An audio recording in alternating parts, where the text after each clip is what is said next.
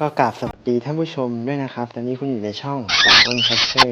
เป็นช่องที่จะมารีวิวของสะสมในแบบบ้านๆในแบบฉบับของจ่าอ้นนะครับคลิปนี้ผมก็จะมารีวิวต่อเจ้ามินิเมาส์นะครับผมเป็นค่ายของ Lingo นะครับ Collection Box ชิ้นส่วนก็มีประมาณ516ชิ้นนะครับอันนี้ก็คือกล่องภายนอกอันนี้ก็เป็นค่ายของเขานะครับความสูงอยู่ที่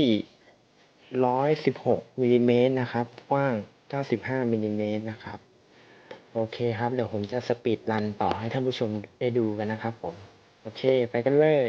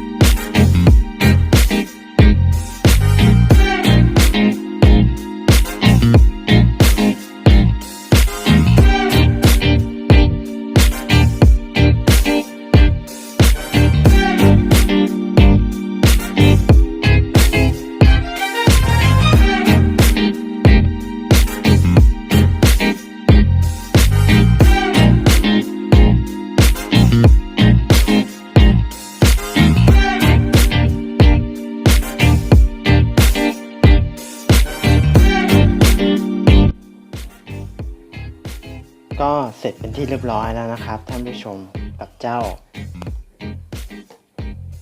มินนี่นะครับ